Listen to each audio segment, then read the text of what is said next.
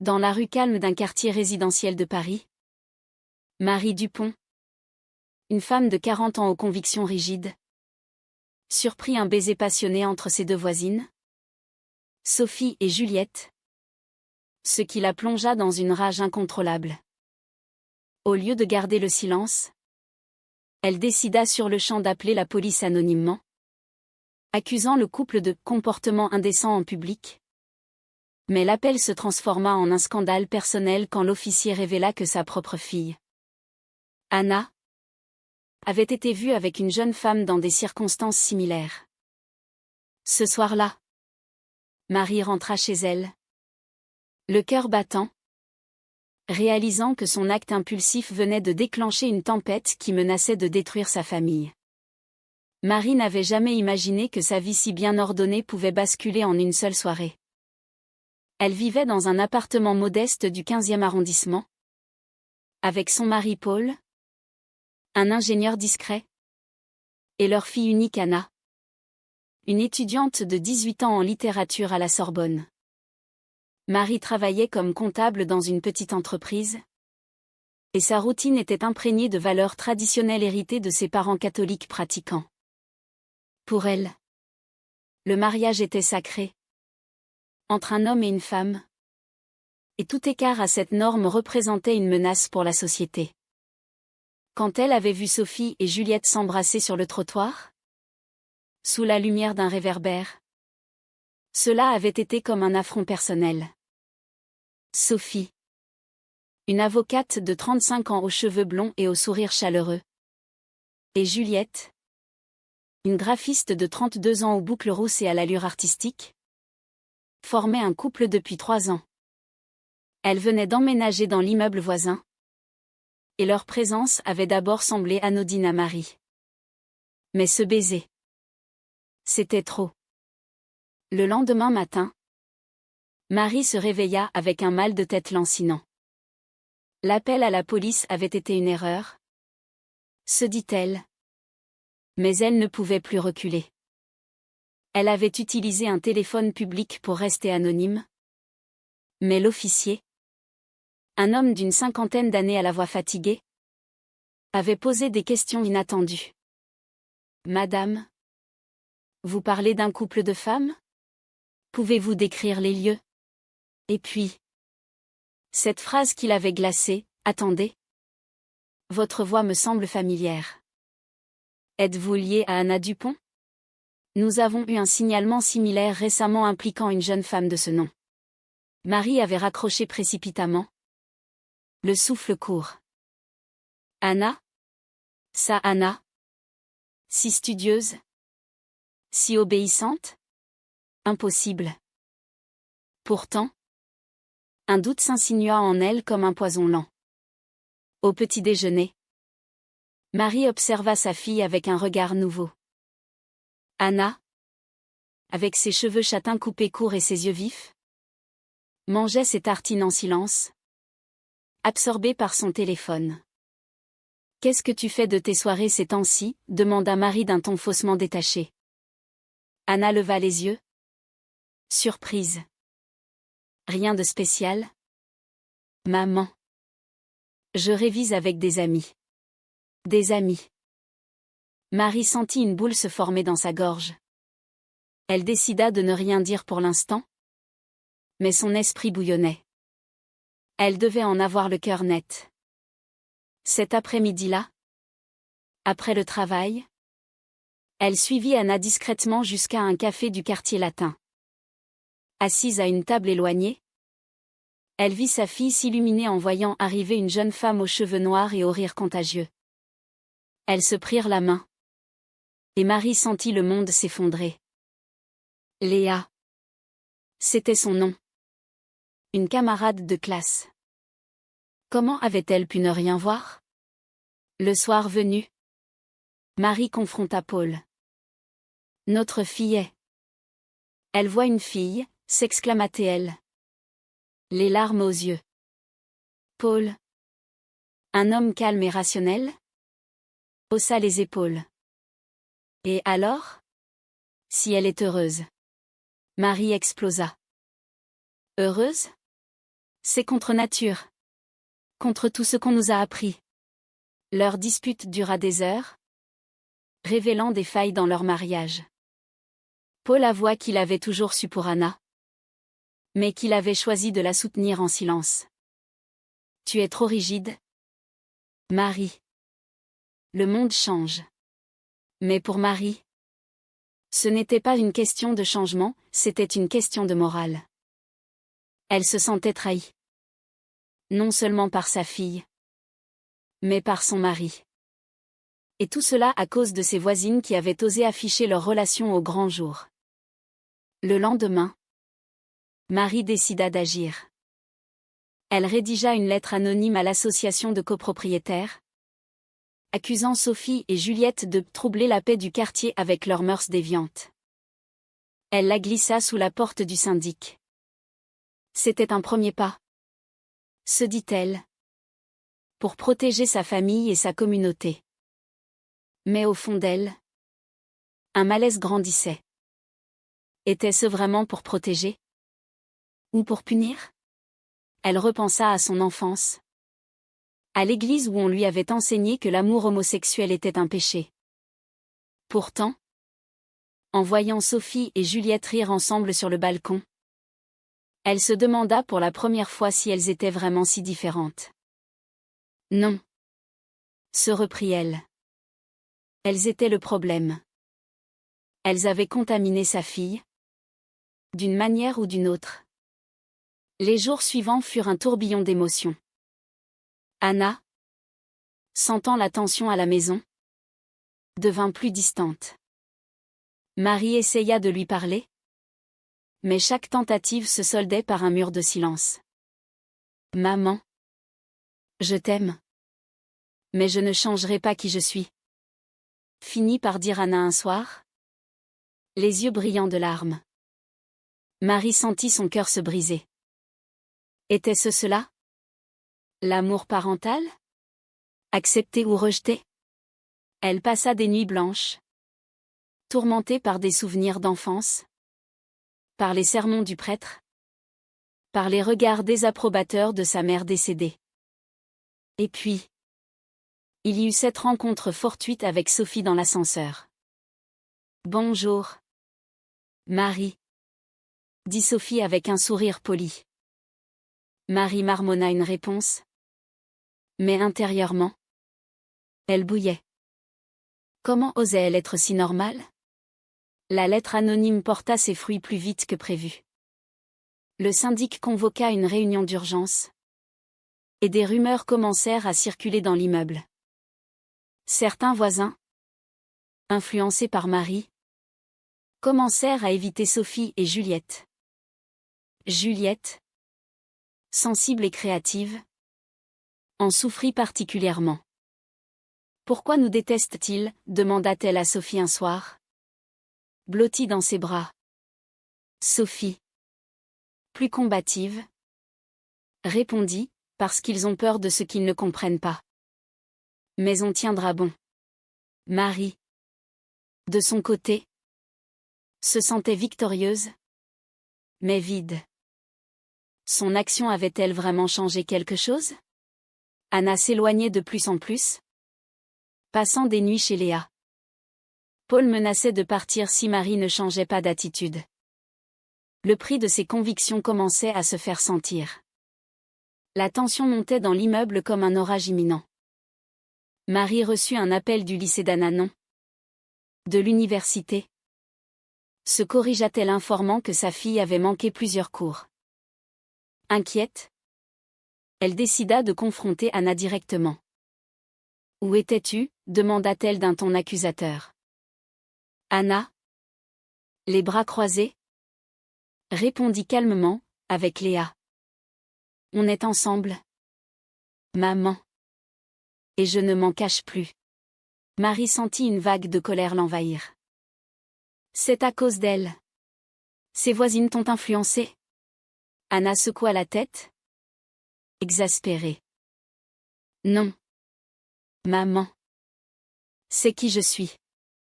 Et si tu ne peux pas l'accepter? C'est ton problème. La porte claqua. laissant Marie seule avec ses pensées tourmentées. Sophie et Juliette, ignorant l'origine des rumeurs, commencèrent à sentir l'hostilité grandir. Des regards fuyants dans les couloirs, des murmures derrière leur dos. Juliette, qui travaillait à domicile, se sentait isolée. Peut-être qu'on devrait déménager, suggéra-t-elle à Sophie. Mais Sophie, avocate spécialisée dans les droits humains, refusa. Non. On ne fuira pas. On affrontera ça. Elle décida de mener sa propre enquête. En parlant avec le syndic, elle apprit pour la lettre anonyme. C'est de la diffamation, déclara-t-elle. Juliette, plus émotive, pleura ce soir-là. Pourquoi tant de haine? Sophie la serra fort. Mais intérieurement, elle bouillonnait. Elles avaient travaillé dur pour construire leur vie ensemble, surmontant déjà les rejets familiaux. La mère de Sophie l'avait reniée quand elle avait fait son coming out à 20 ans. Juliette avait perdu des amis. Et maintenant? Ça. Marie, de son côté, luttait avec ses démons intérieurs. Elle alla à l'église, cherchant du réconfort dans la prière. Le prêtre, un homme âgé et bienveillant, l'écouta. L'amour est complexe. Marie. Dieu nous demande de ne pas juger. Mais Marie n'était pas convaincue. Et les Écritures, insista-t-elle. Le prêtre soupira. Les Écritures parlent d'amour avant tout. Rentrée chez elle, Marie trouva Paul en train de faire ses valises. Je pars chez mon frère pour quelques jours. Je ne supporte plus cette atmosphère. Marie paniqua. Ne me laisse pas, supplia-t-elle. Paul la regarda tristement. Alors change. Marie. Soutiens notre fille. Seule dans l'appartement vide, Marie se mit à pleurer. Était-ce cela? Le prix de ses croyances? Le lendemain, une confrontation inattendue eut lieu. Sophie, ayant soupçonné Marie après une conversation avec un voisin, sonna à sa porte. Pouvons-nous parler? Demanda-t-elle poliment. Marie, surprise, la fit entrer. Assise dans le salon, Sophie alla droit au but. Je sais pour la lettre. Pourquoi? Marie rougit, mais soutint son regard. Votre mode de vie n'est pas acceptable ici. Sophie secoua la tête. Acceptable pour qui? Nous payons nos impôts. Nous respectons les lois. Que avons-nous fait de mal? Marie hésita. C'est contre mes valeurs. Sophie se leva. Blessée mais déterminée. Vos valeurs blessent des gens réels. Pensez-y. Après son départ, Marie se sentit petite. Pour la première fois, elle vit Sophie non comme une menace, mais comme une personne. Anna, pendant ce temps, vivait son propre tourment. Chez Léa, elle se confia. Ma mère ne m'acceptera jamais. Léa, une étudiante en psychologie de 19 ans, la serra dans ses bras. Donne-lui du temps. Ou alors, choisis-toi. Anna pleura.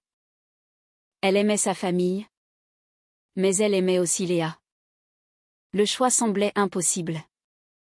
De retour chez elle, elle trouva Marie en train de cuisiner. Un geste rare ces derniers temps. Assieds-toi. On parle? Dit Marie. Anna obéit. Méfiante. Je ne comprends pas. Mais j'essaie. Avoua Marie. Anna sentit une lueur d'espoir. Vraiment? Marie hocha la tête. Mais c'est dur. Leur conversation dura tard dans la nuit, révélant des blessures enfouies. Marie parla de son éducation stricte, Anna de ses sentiments refoulés depuis l'adolescence. Pourtant, la paix était fragile. Un voisin, influencé par les rumeurs, confronta Juliette dans la rue. « Vous devriez avoir honte », cria-t-il. Juliette, choquée, rentra en larmes. Sophie décida d'agir. Elle contacta une association LGBT pour du soutien légal. On ne se laissera pas faire. Marie, apprenant cela par hasard, se sentit coupable. Avait-elle déclenché une guerre inutile? Paul revint, voyant un changement chez Marie. « Je suis fier de toi, » dit-il. Mais Marie savait que le chemin serait long. Elle commença à lire des articles sur l'homosexualité, tentant de comprendre. Un soir, elle surprit Anna et Léa en train de s'embrasser dans le salon. Au lieu de crier, elle se contenta de dire « Bonjour ». Léa. C'était un petit pas, mais significatif. Les tensions sociales persistaient. À une réunion de copropriétaires, le sujet fut abordé. Marie, qui avait initié le chaos, resta silencieuse. Sophie prit la parole. « Nous sommes des voisines comme les autres. Respectez-nous. » Des applaudissements timides suivirent.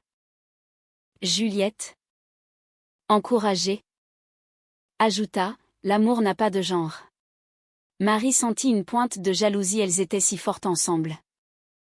Rentrée chez elle, elle confia à Paul « Peut-être que j'ai tort. » Paul sourit. C'est le début. Mais au fond, Marie luttait encore. Ses convictions étaient ancrées, et les changer signifiait renier une partie d'elle-même. Le climax approchait, invisible mais inexorable.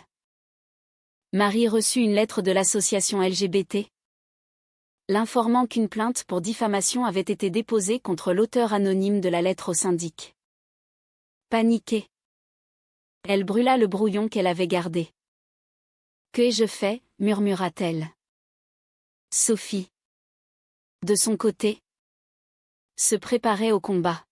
« Si c'est Marie, elle paiera, » dit-elle à Juliette. Mais Juliette, plus compatissante, tempéra, peut-être qu'elle souffre elle aussi. Sophie haussa les épaules. La souffrance n'excuse pas la haine. Anna, sentant le vent tourner, invita Léa à dîner chez ses parents. Marie accepta, à contre-cœur. Le repas fut tendu. Paul fit la conversation, mais Marie observa Léa en silence. « Que fais-tu dans la vie ?» demanda-t-elle enfin. Léa répondit poliment, « J'étudie la psychologie. J'espère aider les gens à se comprendre. » Marie hocha la tête, touchée malgré elle. Après le dîner, Anna la prit à part. « Merci, maman. » Marie sourit faiblement. « Je fais des efforts. » Mais intérieurement, elle se débattait. Accepter Léa signifiait accepter que sa fille ne suivrait pas le chemin qu'elle avait imaginé. Mariage, enfant, tradition. Un incident accéléra les choses. Un soir, Juliette fut agressée verbalement par un groupe de jeunes dans le quartier. « Sale lesbienne !» crièrent-ils. Sophie, alertée, courut à son secours. La police intervint, mais l'incident fit les manchettes locales. Marie lut l'article, horrifiée. Était-ce indirectement sa faute? Elle décida de rendre visite à Sophie et Juliette. « Je suis désolée, » dit-elle simplement. Sophie, surprise, l'invita à entrer. Assises autour d'une tasse de thé, elles parlèrent. Marie avoua tout, l'appel à la police. La lettre. J'avais peur pour ma fille. Juliette. Les larmes aux yeux. Répondit, la peur mène à la haine. Mais on peut changer. Sophie. Plus réservée. Ajouta, retirer la plainte? Non. Mais parlons. Marie rentra chez elle. Transformée. Pour la première fois. Elle vit leur amour comme légitime. Paul encouragea ce changement. Tu progresses. Mais la famille de Marie, apprenant la situation, réagit mal. Sa sœur aînée, Catherine, appela, comment peux-tu accepter ça? Maman se retournerait dans sa tombe. Marie défendit Anna. C'est ma fille. Je l'aime. La dispute coupa les ponts avec une partie de sa famille. Un prix douloureux. Anna, reconnaissante, se rapprocha de sa mère. Je t'aime. Maman. Leur relation se reconstruisait, brique par brique. Sophie et Juliette, quant à elles, organisèrent une soirée de sensibilisation dans l'immeuble. Des voisins curieux vinrent. Marie y assista. Anonymement d'abord, puis openly. Elle écouta des témoignages sur les luttes LGBT. Un jeune homme parla de son suicide tenté à cause du rejet familial. Marie pleura. Était-elle sur le point de faire la même chose à Anna? Ce soir-là, elle s'excusa auprès de sa fille. J'ai eu tort. Anna l'embrassa. C'est ok. Maintenant. Pourtant, les ombres persistaient. La plainte avançait. Et Marie risquait une amende. Elle consulta un avocat, qui conseilla une médiation. Sophie accepta. Lors de la rencontre, les émotions affluèrent. Pourquoi moi? Demanda Sophie. Marie répondit, parce que vous représentiez ce que je craignais pour Anna. Juliette intervint, mais l'amour n'est pas une menace. La médiation aboutit à un accord, Marie s'excuserait publiquement, et la plainte serait retirée. C'était humiliant, mais nécessaire. Le quartier changea lentement. Des voisins s'excusèrent auprès de Sophie et Juliette. Marie devint une alliée inattendue, participant à des événements LGBT. Mais le coût personnel était élevé, perte d'amis, tension familiale. Paul la soutint. Leur mariage renforcé par la crise. Anna et Léa fleurirent, planifiant un avenir ensemble. La transformation de Marie n'était pas linéaire. Des rechutes survenaient, comme quand elle vit un couple hétéro se marier à l'église. C'est ça, la norme, pensa-t-elle. Mais elle se reprit. Elle lut des livres sur la psychologie de l'homophobie, comprenant que ses peurs venaient de son éducation. Un thérapeute l'aida à déconstruire ses croyances. Vous avez le droit de changer, dit-il. Marie pleura de soulagement.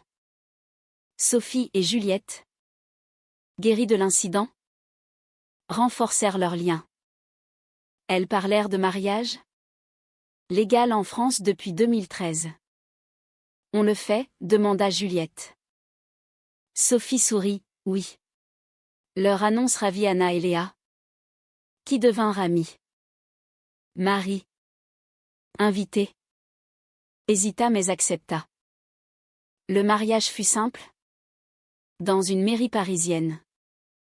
Voir Sophie et Juliette échanger des vœux émus Marie.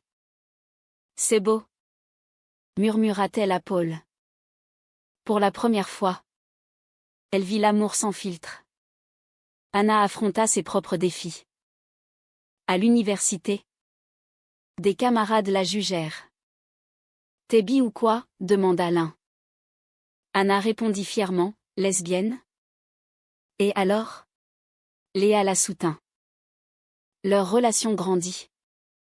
Mais pas sans dispute. Tu passes trop de temps avec ta mère? Reprocha Léa. Anna rit, elle change. Elles surmontèrent, apprenant le compromis. Un twist inattendu survint quand la sœur de Marie, Catherine, apprit pour le mariage. Elle débarqua. Furieuse. Tu trahis notre famille, cria-t-elle. Marie tint bon. Non. Je la protège. Catherine partit, mais envoya une lettre blessante. Marie la brûla, choisissant sa paix. Le prix, isolation familiale. Mais gain en authenticité. Le quartier devint plus inclusif. Sophie organisa des ateliers sur la tolérance. Marie y participa, partageant son histoire. J'étais homophobe. Maintenant, je suis alliée. Des applaudissements suivirent. Juliette, inspirée, créa des affiches pour la cause. Leur couple devint un symbole de résilience. Pourtant, des doutes persistaient. Marie se demanda si elle avait vraiment changé. Ou si c'était par peur de perdre Anna. Un soir, seule, elle pria. Guide-moi. La réponse vint sous forme de rêve, sa mère, souriante, embrassant Anna. Réveillée, Marie pleura de joie. C'était un signe. Anna et Léa planifièrent un voyage. Viens avec nous, maman, proposa Anna. Marie déclina, c'est votre moment. Mais elle promit de les soutenir. Paul et elle renouèrent. Leur mariage revitalisé. Les mois passèrent. Et la vie reprit son cours. Mais transformée. Marie, maintenant volontaire dans une association LGBT, aidait d'autres parents en lutte. J'étais comme vous, disait-elle. Sophie et Juliette, mariées, envisageaient l'adoption. Un enfant, demanda Juliette. Sophie hocha la tête, pourquoi pas? Leur amour, testé par le feu, était plus fort. Anna diplômée, Léa et elle emménagèrent ensemble. Marie visita, émue. Soyez heureuse. Anna sourit, grâce à toi. Le lien familial, brisé puis reconstruit, était précieux. Pourtant, un dernier conflit surgit. Un ancien voisin, homophobe, relança les rumeurs en ligne. Sophie porta plainte. Marie témoigna, j'ai eu tort autrefois.